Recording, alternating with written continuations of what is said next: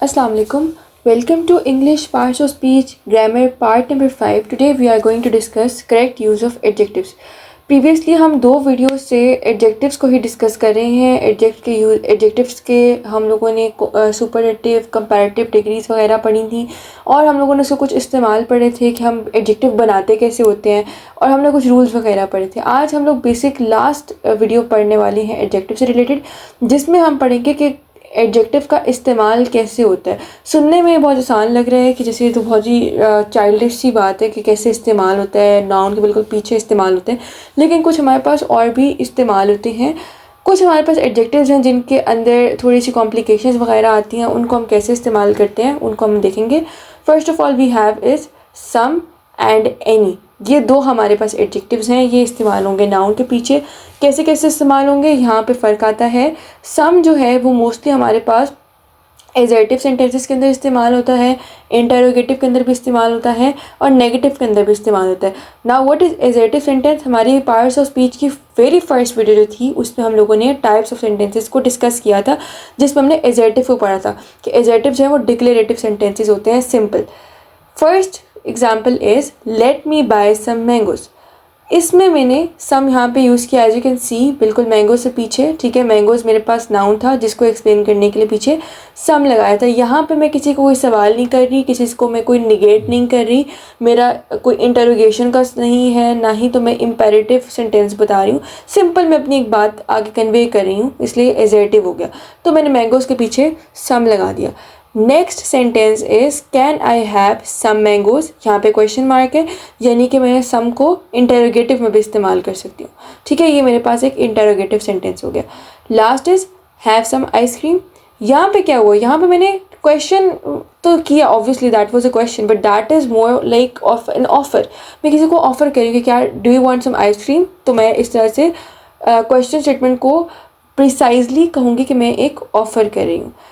अब हम चलते हैं एनी पे। एनी हमारे पास जो होता है इसमें मोस्टली हम लोग इंटरोगेटिव सेंटेंसेस को और नेगेटिव सेंटेंसेस को ही देखते हैं। मसलन she did not by any mango, ये नेगेटिव सेंटेंस हो गया, नॉट आ गया, ठीक है, और साथ एक हेल्पिंग वर्ब था उसके साथ नॉट लगा दिया, तो she did not by any mango, कोई भी मैंगो उसने नहीं खरीदा। और दूसरी बात, एनी के साथ हम लोगों ने सिंगुलर लगाया, एनी मैंगो बना दिया, एनी मैंगोज नहीं लिखा। और second example is did she by any mango, क्या उसने कोई मैंगो ख़रीदा। यहाँ पे भी मैंने क्वेश्चन किया, मैं यहाँ पे एजर्टिव सेंटेंस एनी का नहीं बना सकती। आई होप आपको ये वाले क्वेश्चंस एग्जांपल्स क्लियर हो गए होंगे। नेक्स्ट पे चलते हैं। Okay, now we have is each and every. ये 2 भी हमारे पास एक ऐसे एडजेक्टिव्स है जिनका सिमिलर मीनिंग है समहाउ, ठीक है। ये एक ही जैसे कामों के लिए इस्तेमाल होते हैं। फ़र्क कहाँ पर आता है कि आप ज़्यादा लोगों की बात कब कर रहे हैं और कम लोगों की बात कब कर रहे हैं। जब हम कम लोगों की बात करते हैं, लाइक मैं कहूँ 5 to 6 पीपल की हम बात कर रहे हैं, या किसी भी ऐसी चीज़ की बात करें जिसकी क्वांटिटी 5 to 6 है, तो मैं ईच लगाऊंगी, क्योंकि ईच जो है वो कम लोगों को मतलब कैटेगराइज करने में काम करता है। मीनवाइल अगर मैं एवरी की बात करती हूँ तो एवरी का ये मसला है कि एवरी एक ज़्यादा स्ट्रॉन्गर इम्पैक्ट देने वाला वर्ड है, एडजेक्टिव है, जो कि ज़्यादा लोगों के लिए, ज़्यादा चीज़ों के लिए, ग्रुप के लिए इस्तेमाल किया जाता है।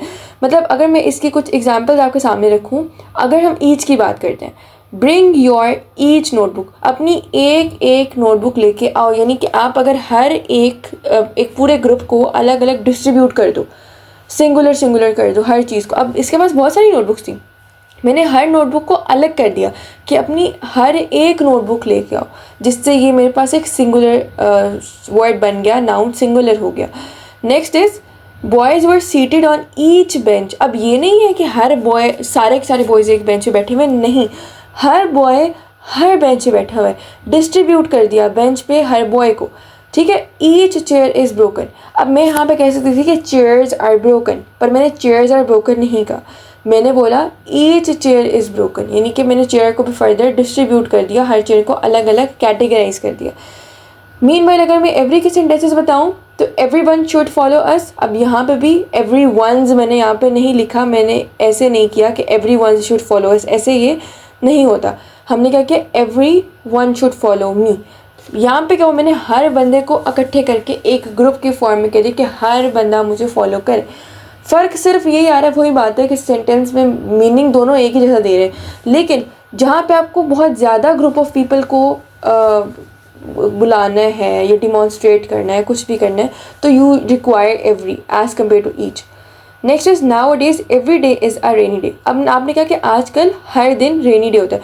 Now we want to say is के ये ज़्यादा दिन हो गए हैं, it is more like more than one week और 1.5 वीक, लेकिन बहुत ज़्यादा दिन हो चुके हैं, तब आपने एवरी डे लगाया। Each day is rainy day आप कहोगे तो that will make sense of के मतलब कुछ ही दिन हुए हैं, 5-10 दिन हुए हैं, इससे ज़्यादा दिन नहीं हुए, ठीक है। तो इस वजह से हमने एवरी लगा दिया। He came to see us in every 3 days। Now this sentence ही मैंने इंटेंशनली लिखा है क्योंकि इसका थोड़ा सा मीनिंग डिफरेंट है बाकियों की निस्बत। एवरी 3 days का मतलब क्या है कि हर 3 दिन में आता है।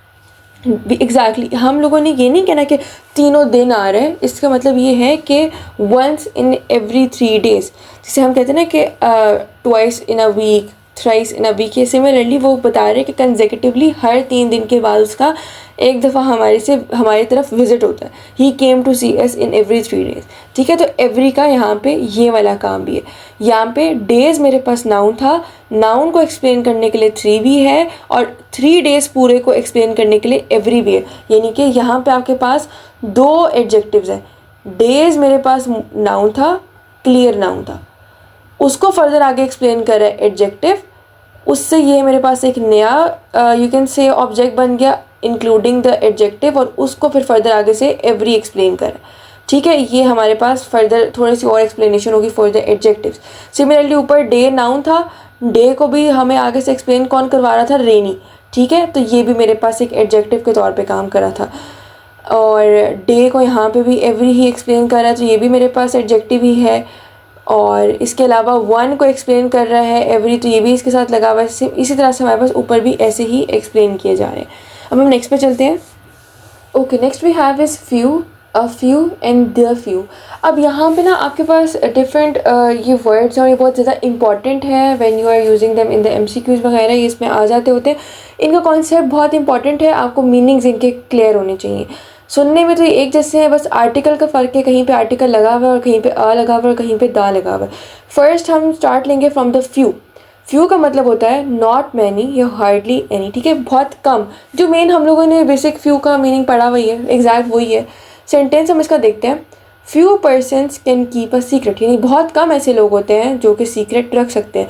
स्ट्रेट इसमें हम लोगों ने फ्यू 7 पर्सनस के लगा दिया और उसका मीनिंग जो है वो यूटिलाइज़ कर लिया। सिर्फ मीनिंग को ध्यान में रखेंगे तो आपके लिए इन तीनों में फ़र्क करना मुश्किल नहीं होगा।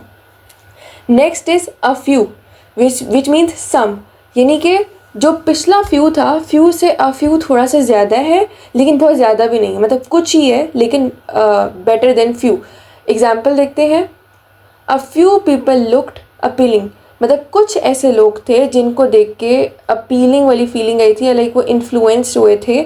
हम लोगों ने कुछ लोगों की बात की, यानी कि ना वो बहुत कम थे, हम उन्हें सिग्निफिकेंट अमाउंट कह सकते हैं, ठीक है। यानी कोई भी ऐसी चीज़ या कोई भी ऐसा बंदा जो कि सिग्निफिकेंट आप कह लो, कोई भी चीज़ ऐसी है जो कि सिग्निफिकेंट अमाउंट में है, तो आप अ फ्यू लगाते हो। And last is the few.